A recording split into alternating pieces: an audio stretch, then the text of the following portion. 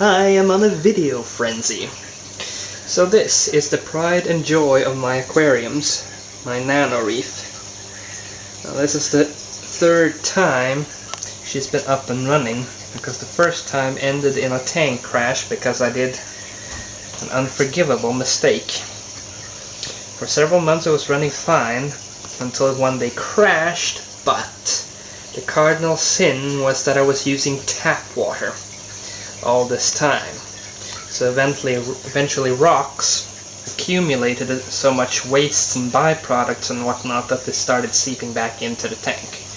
Or so was the theory anyway. So, total tank crash, and eventually ended up resetting everything.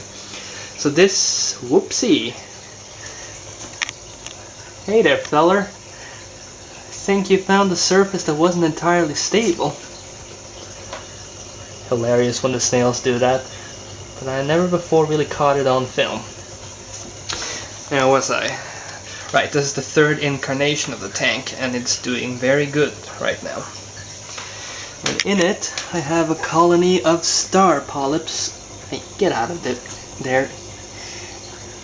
Ah! Colony of star polyps.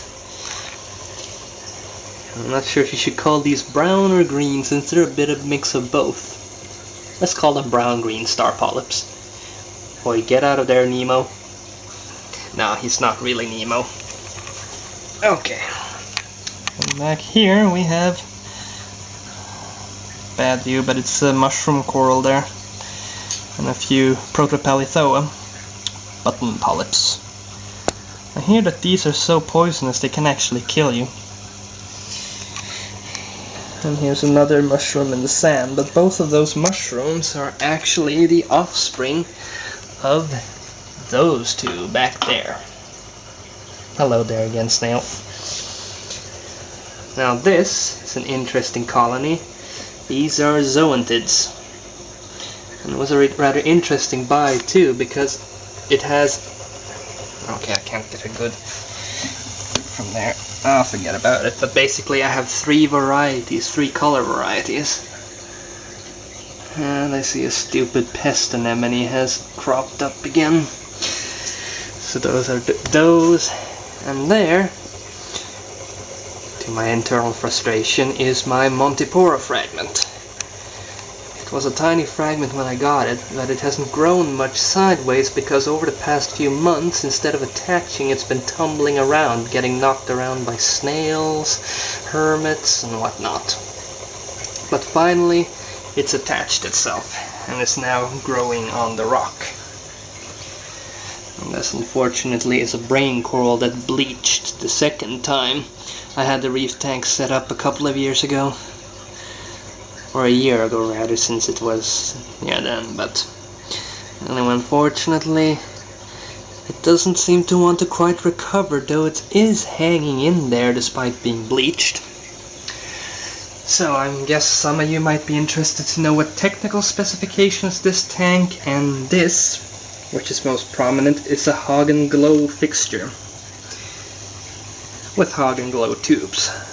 Very good, very solid, very good quality. And this pump is an Eheim ball pump. Don't ask me for the model number because I don't remember it. With another power head. Yeah, I know. I don't remember the names right off the bat. But I do know what I have attached to them, and these are high door flow rotating water deflectors, which I have there to generate a random current. As you can see in a moment here, it does. That is if you can actually see anything, because our little clown friend here is being a shutterbug. Oh, whatever. And the final piece of equipment here, well, the heater's pretty boring, but this is a Red Sea prism skimmer. Now, I know a lot of people have had bad experiences with these, but this one's not giving me any trouble, and it skims pretty well. And I have a nice active carbon cartridge there running there. All in all, the tank is pretty pristine, as you can see, and the nitrate levels are not measurable on this tank at all. So all the water parameters are kept in check. Oh, yeah, I forgot this guy. Focus. Okay, of course you won't focus when I'm knocking you around. But there you have another mushroom coral, which I'm not quite sure on the exact variety. I got it as a pathetic little fragment. Bad term, but yeah, which is growing nicely. And, well, that's pretty much the reef tank for you. Other than said snails, and I would introduce you to the clownfish and to the shrimp, or if not that they had already made themselves, no. So, as a final send-off for this video, I will be giving you a feeding video.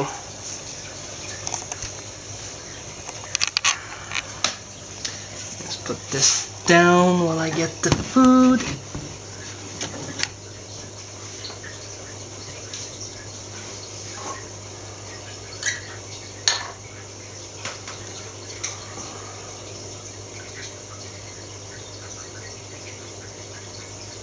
Fill up, will you? Ah, there we got a fair amount. Alright.